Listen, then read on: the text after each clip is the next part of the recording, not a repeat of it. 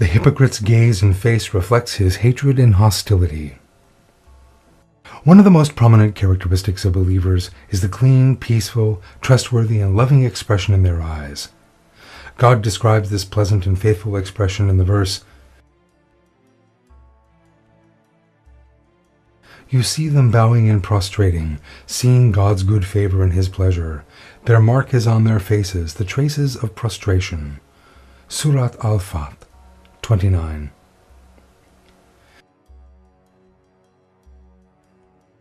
Every person can change his facial expression at will, so it is possible for most people to show an expression of sadness or happiness or anger whenever they wish. However, the spiritual beauty that God describes as the traces of prostration,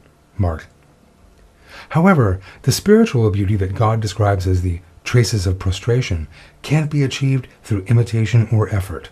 It can only be achieved through loving God, submitting to the destiny he has created, and living sincerely by the morality of the Qur'an. Only then does this expression appear naturally on one's face. About the hypocrites, God says in Surah Muhammad, verse 30, "If we wished, we would show them to you, and you would know them by their mark."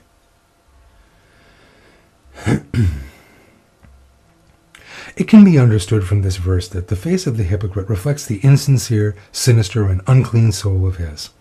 God creates a non-concealable sign on the hypocrite's face, who hides his dishonesty buried in his heart, and thus makes the people Muslims should watch out for known to them.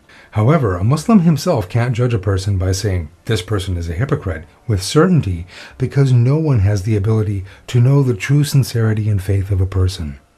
Only God knows that.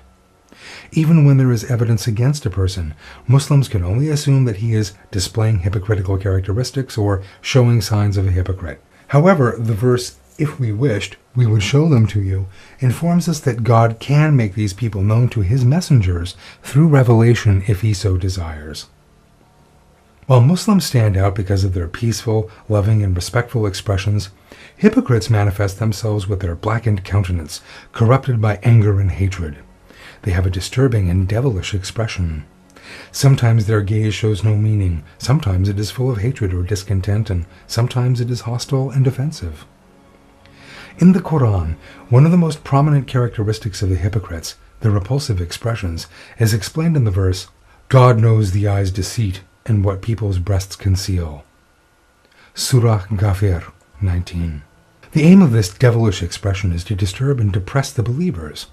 If the hypocrite can't harm them any other way, his eyes are his most effective weapon.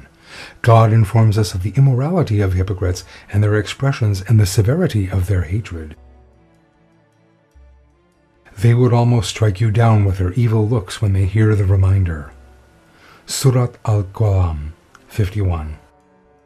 In the era of our Prophet ﷺ, the hypocrites were full of hatred and anger because the Prophet and Muslims lived by the Qur'an and preached the faith. They showed this hatred by daring to direct their devilish gaze upon the Prophet ﷺ. The characteristics of the hypocrites have shown themselves throughout the ages, including today, just as God tells us in the Qur'an. The hypocrites, like those who have targeted our Prophet ﷺ to induce distress and unrest, are practicing the same evil acts today towards those who lead Muslims and serve Islam in the most efficient way.